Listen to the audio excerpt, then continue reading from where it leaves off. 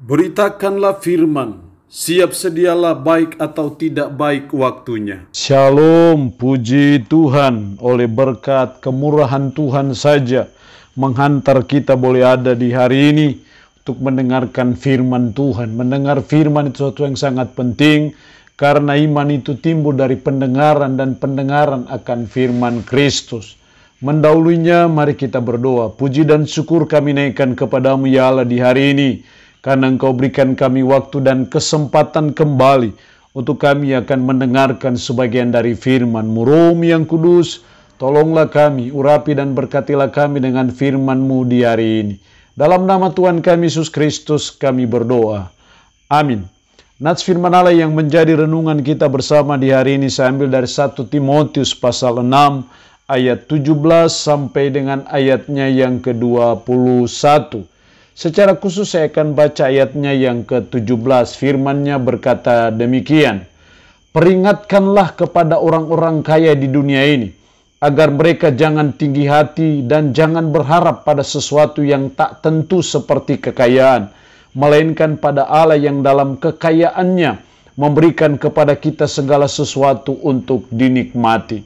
Demikian sabda firman-Nya hari ini yang mengajar dan menasihati kita. Peringatan kepada orang kaya.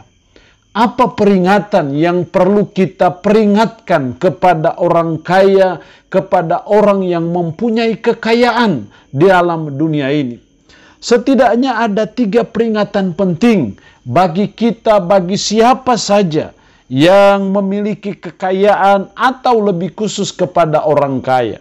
Yang pertama dalam ayat 17 tadi, peringatkanlah kepada orang-orang kaya di dunia ini agar mereka jangan tinggi hati. Jangan tinggi hati. Jadi yang pertama adalah kalau kita punya kekayaan puji Tuhan, tapi jangan kekayaan itu membuat kita tinggi hati, membuat kita sombong. Karena orang sombong itu adalah musuh Tuhan. Tuhan bisa merendahkan orang yang sombong. Karena itu berapapun kekayaan yang kita punyai, kita diperingatkan oleh kebenaran firman Allah, jangan tinggi hati, jangan sombong. Karena kita harus sadari bahwa semua kekayaan yang ada pada kita, itu semua bersumber ataupun berasal dari Allah. Karena itu kita tidak boleh jadi orang yang tinggi hati dengan kekayaan itu. Tapi sebaliknya kita terus belajar menjadi orang yang rendah hati sekalipun kita memiliki kekayaan yang berlimpah. Yang kedua, peringatan kepada orang kaya ayat 17 bagian B. Dan jangan berharap kepada sesuatu yang tak tentu seperti kekayaan, melainkan pada Allah yang dalam kekayaannya memberikan kepada kita segala sesuatu untuk dinikmati. Jangan berharap kepada sesuatu yang tak tentu seperti kekayaan, melainkan kepada Allah. Yang kedua, peringatan kepada orang kaya adalah yang kedua, tetap berharap kepada Allah, jangan kepada kekayaan. Kenapa? Karena kekayaan suatu waktu bisa hilang. Karena kekayaan itu sesuatu yang tak tentu. Tetapi sebaliknya ketika kita berharap kepada Allah, Tuhan terus bisa memberikan kepada kita kekayaan. Jadi kita diperingatkan sebagai orang kaya, sebagai orang yang memiliki kekayaan. Jangan berharap kepada kekayaan. Tapi sebaliknya kita tetap berharap kepada Allah saja. Karena saya percaya hanya Allah lah yang bisa menolong dan memberkati kita dengan kekayaan yang ada.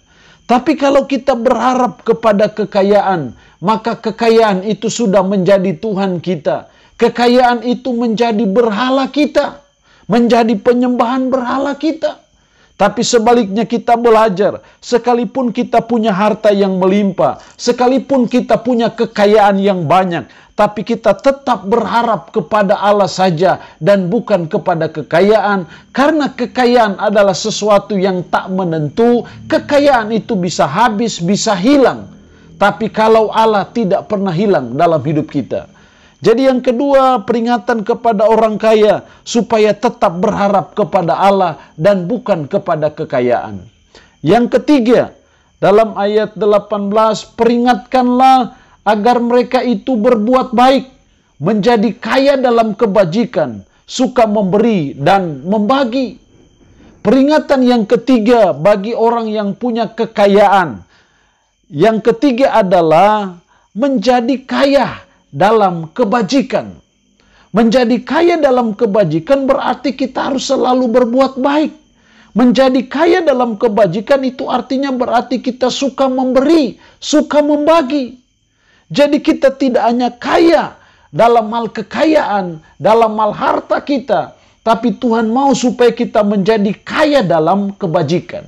Jadi ini peringatan ketiga bagi orang yang punya kekayaan. Mari kita selalu berusaha juga untuk menjadi kaya dalam kebajikan. Karena itu kita harus selalu berbuat kebaikan.